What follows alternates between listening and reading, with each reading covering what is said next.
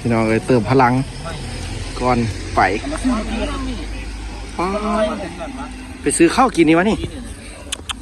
มาเด้อพี่น้องเด้อแซ่บๆกันเด้อซีนแห้งหลวงพระบางแซ่บๆผู้มาทุกคนแต่ละแข่งต้องได้กินของแซ่บเติมพลังก่อนไปพี่น้องเอ้ยชีวิตงบน้อยจังสิแหละใช้ชีวิตงบน้อยไปตั้งแดนเอาพี่น้องเอ้ยกินข้าวแล้วเราจังไปเจอกันอยู่กรุงเทพพี่น้องเอ้ยท่าตะเวนค่ำแซ่บบ่แซ่บจะบ่สิสุเอาอันนั้นบ่กินไว้อันนั้นรีบละโอ้ยเอามาให้ซื่อๆเนาะเอาพี่น้องกินข้าวก่อนตอนนี้นะมาเด้อมาแซ่บๆร่วมกันพี่น้องเลยเปลี่ยนมือกองใหม่ต่างแดนมากินน้องกันพี่น้องนะเฮ็ดคำใหญ่แต่เด้อเถิกเด้อคือว่าหิวเฮงเฮ็ดให้เฮ็ดนายังบ่เมื่อยปานนี้พี่น้องโอ้เดินทางนี่เมื่อยหลายพี่น้องเมื่อยนั่นความคิดเนาะตอนใดก็ตกยนต์ตลอดคุ้มครองเงินใหม่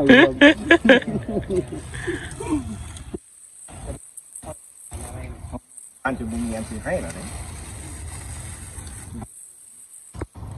ก็สองตัวเป็นไงเถิกเพราะว่ามันงัวสองโตแล้วคาปียนต์คือมันยุมันยะโคตร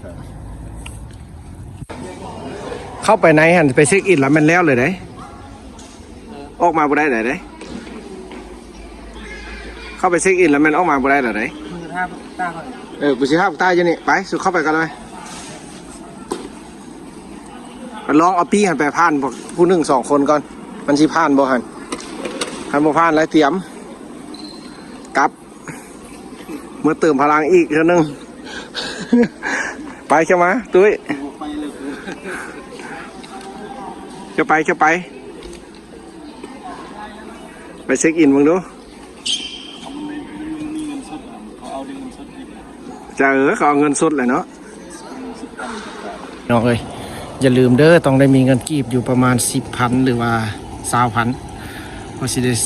จ่ายค่าจำกะกีไปซอกเงินกันอยู่พี่น้องเอ้ยไปเลยได้กวนกวดคนอยู่หันนี้พี่นากวดที่ก้อนขั้นตอนพี่น้องเอ้ยเข้ากวดด่านแล้วก็สิไป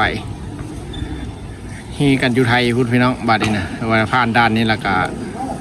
ท่าขึ้นเครื่องถ้าขึ้นรถไฟเหมือนจะลงแต่เครื่องพี่น้องเอ้ยถ้าขึ้นรถไฟแล้วก็ไปเจอกันอยู่ไทยพี่น้องลองเบิ่งสิเป็นยังไงพอดีไปแจ้งกันอยู่เมื่อเช้าพูดเลยพี่น้องเป็นวันที่27ตอนเช้าจากสีฮอดกรุงเทพ10,000 กีบค่าจำกะคนเข้าออกเมืองอย่าลืมเก็บเงินมานำเด้อเงินกีบเอาแต่เงินกีบเอาพี่น้องถือว่าเรียบร้อยผ่านด่านละถือว่ากวดเอกสารคนเขาออกเมืองเรียบร้อยมีแต่ท่ารถมาแล้วก็ไปเอาเจอกันเด้อพี่น้องเลยตอนเศร้าโอ้ยไปนำทางครับบ่ได้เห็นบรรยากาศพี่น้องเลยเพราะว่าเป็นตอนกลางคืนแถวอุดรขอนแก่นงามให้ได้แถวนั้นก็ได้พี่น้องเลยจะมาซื้อทางนี้ฮะมีแต่ตอนเหลียงเศร้าบ่มีเที่ยวเดียวนี้นะมือหนึ่งเที่ยวเดียวนี้เบิ่งเครื่องจักรยังเป็นยังอุยุอัญญะพี่น้องเอ้ยสิละชีวิตบ้านนอกบ้านนาเข้ากรุง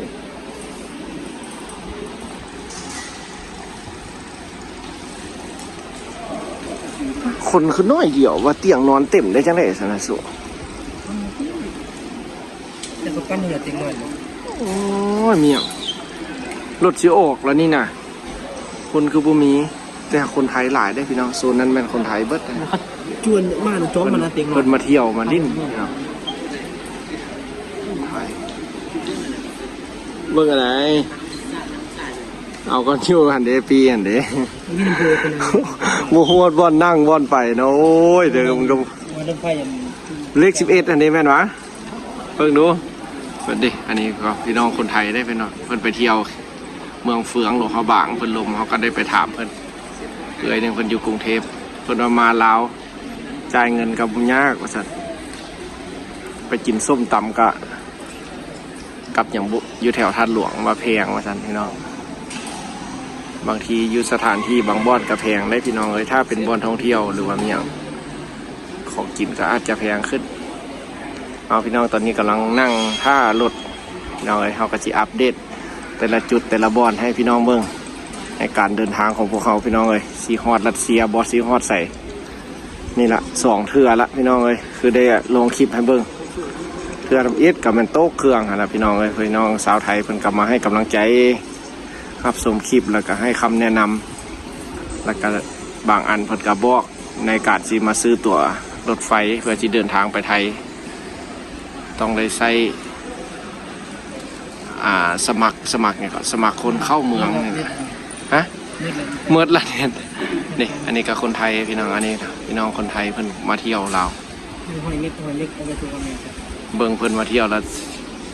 คักพี่น้องเลยดีใจที่เพิ่นมาเมืองลาวเฮามาเที่ยวมาชมพี่น้องเอ้ยเมืองน้อยๆวิถีชีวิตแบบบ้านนอกบ้านนาพี่น้องเอ้ยมาเข้ามาเที่ยวชมบ่มีห้างใหญ่บ่มีโรงแรมสูงๆให้ชม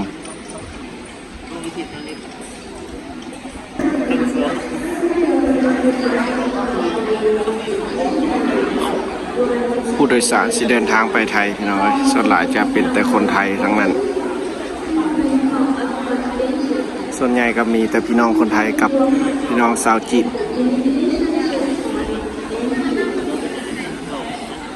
คนซ้ำนี้ว่าเตียงนอนเต็มเตียงนอนเต็มแล้วใช่ไหมอ้าวพี่น้องมาแล้วจะได้เห็นกรุงเทพอีกครั้งพี่น้องเอ้ยกำลังเกี่ยมเครื่องกันครบคนพี่น้องวันนี้นะ6 คนพวกเขาเดินทางรถไฟก็มาเข้าคิวแล้วพี่น้องจากเวียงจันทร์หากรุงเทพมหานครสิได้เห็นบรรยากาศอีกครั้งพี่น้องเลยคนซ้ำนี้ว่าเตียงนอนเต็ม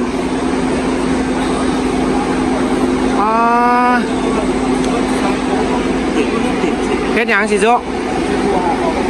ตัวเฮ็ดหยังล่ะฮะครอบวะเอาพี่น้องครบเครื่องนี่เครื่องที่เขาเกี่ยม6 คน1 2 3 4 5 6กับตัวเองเอาเจอกันเด้อพี่น้องกรุงเทพมื้อนี้กุลาฮอดกับซีเมนตอนเช้าพี่น้องเลย7:30เอาพี่น้องแล้วเจอกันอยู่กรุงเทพเด้อพี่น้องเลยตอนนี้การแมนพวกเขากำลังเดินทางเพราะว่าครบรถกลับมาแล้วพี่น้องออกเดินทางแมน6 โมงแรงพอคุณกับแมน7:30พี่น้องเลยเอาหรือว่าเตียงนอนหันพวกเราพวกนี้พี่น้องอยากนอนอยากได้บ่อนเตียงนอนพี่น้องแต่หักเต็งเอาไปเจอกันอยู่กรุงเทพเด้อพี่น้องเลยบายบายขอบใจพี่น้องทางเมืองไทยหลายๆที่เข้ามาให้กำลังใจครับส่งคลิปชีวิตบ้านนาพี่น้องเลยไปออกเดินทางพี่น้องขึ้นไปเบอร์ได้นี่ไปตู้11ที่ไซเอาเจอกันเด้อพี่น้องเลยกรุงเทพอีกครั้ง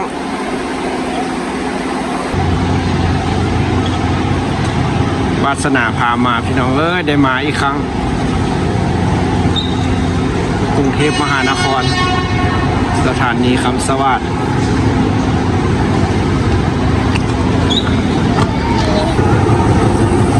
ชีวิตการเดินทาง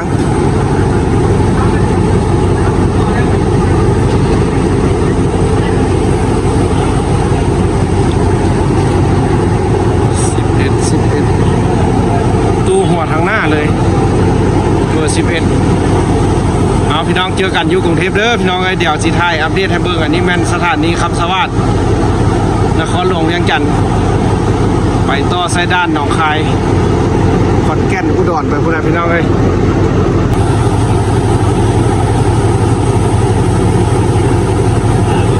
เอาคือเต็มแล้วซะนะสิได้ขึ้นอยู่วะนี่ไว้เด็ดรถสิออกแล้วนี่สูรถสิออกแล้ว